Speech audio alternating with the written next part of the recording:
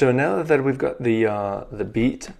ticking, what we want is to take the inputs and make the match between the inputs and the current beat. The first thing that I'm going to do is get back in the gameplay controller here. So what I want to do in the next beat is to know if the player has played, and if it hasn't played, then unless it was an empty beat, then I want to log some missed information. I want to say that there was something to be played and that we missed it. So what I'm going to do is then come back here and also add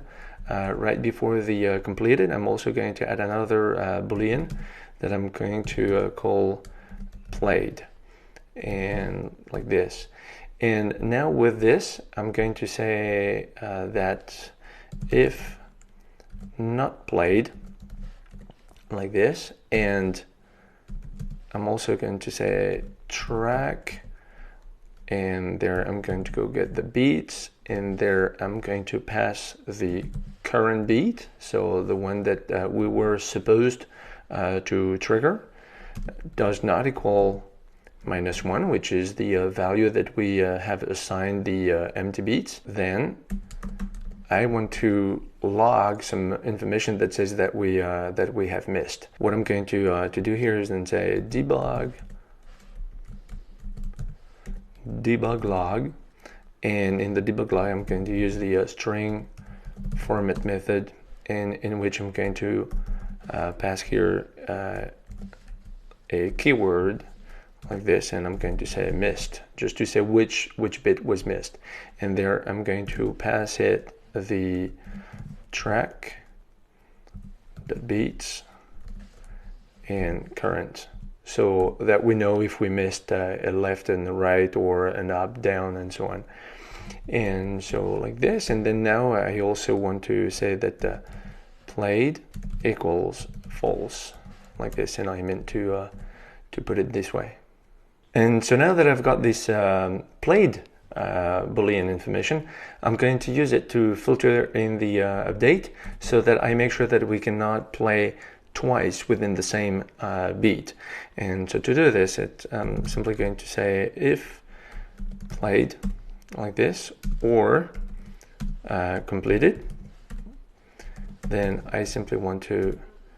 return and quickly exit the update. And so now that I did this, I'm going to also go back in the playBeat method here, and basically I'm going to say that if the track, the beats, and using the current equals -1, then basically we played untimely. We played as we were meant not to play. So I want to log something here, and I'm also going to say else here, else if, and there I'm going to say that if this equals the input,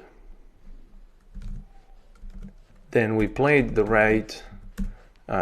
combination, and otherwise it means that we played,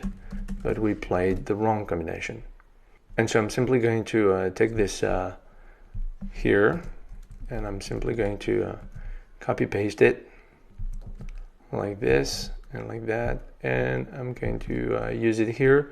and there I'm going to simply pass the input like this, and I'm going to say that we played untimely, like this, and in this one we're going to say played right, and there we're going to say played, and we're going to pass the second argument, and we're going to say expected, like this. So we're going to say that which one was played and which one was expected, and so we're going to pass input, and then the current that we have here, and there I'm going to simply pass the input here. So basically, if it was -1, then and we played, then we simply say that we played untimely, and then we log the input. Otherwise, it's if the current is the input, then we played it right, and then we display which one was played right. And then if we otherwise, then we show which one was played, and then which one was expected. And so this is what we need for now as for the controller, and then we'll later make the match with the track view, so that the track view shows the player if it's played the right beat or not. So I'm now going to test this real quick in the editor, and so there we can see that we've got a left to play first, so I can play it right, up, and then we see that we get the messages in here. I obviously